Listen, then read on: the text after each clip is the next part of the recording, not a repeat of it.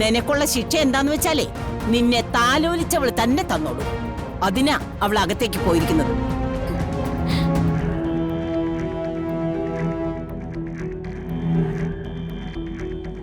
ഞാൻ ചായ കുടിച്ചതാ. ഇത് അമ്മയ്ക്കല്ല.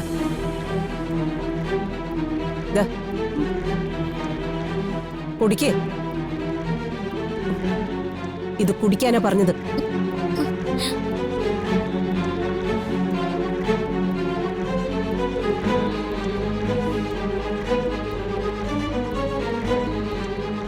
ഓ, കേമമായി. സൽക്കരിക്കാനാണോ നീ ഇവളെ കൂട്ടിക്കൊണ്ടുവന്നത്? അമ്പലത്തിൽ നിന്ന് മടങ്ങിപ്പോയവര് കാര്യങ്ങൾ എന്നോട് പറഞ്ഞു. നാളെ എന്തൊക്കെ പരിഹാരങ്ങളായിരിക്കും പത്മനാഭൻ തിരുമേനി നിർദ്ദേശിക്കാൻ പോകുന്നത്? ദേവനെ ക്ഷേത്രത്തിൽ നിന്ന് ഇറക്കി വിടുവോ? നമ്മൾ എല്ലാവരും ഈ നാട്ടിൽ നിന്ന് പോകേണ്ടി വരുവോ ഇവളെ ഒരുത്തി കാരണം?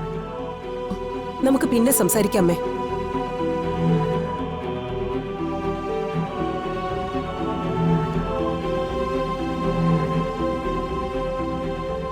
നിന്നെ ഒന്ന് തല്ലാനുള്ള അധികാരം എനിക്കില്ലേ? അതിന് ഒരു വാക്ക് പോലും ചോദിക്കാതെ ഇറങ്ങി പോണായിരുന്നോ?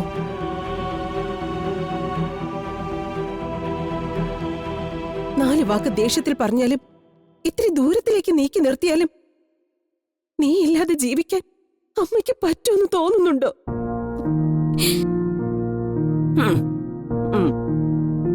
കാണാതായപ്പോ മുതല് ആ നടയിലേക്ക് എത്തുന്നത് വരെ അമ്മയുടെ നെഞ്ചിന്റെ പിടിച്ചിൽ എന്തായിരുന്നു എന്ന് അറിയൂ നിനക്ക്?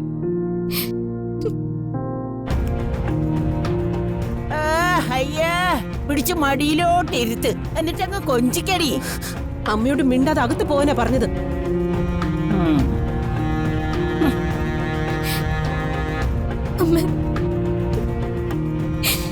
പിരിഞ്ഞു പോകാൻ പറ്റും നിനക്ക് അല്ലേ മോളെ? അമ്മ എന്നോട് ക്ഷമിക്കേ.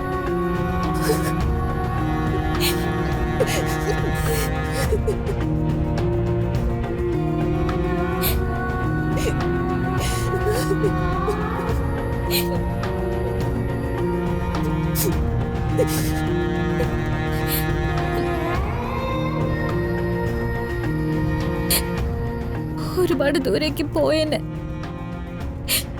ഭഗവാന്റെ നടയിൽ നിന്ന് പ്രാർത്ഥിച്ചിട്ട് പോകാൻ തന്നെയായിരുന്നു തീരുമാനം.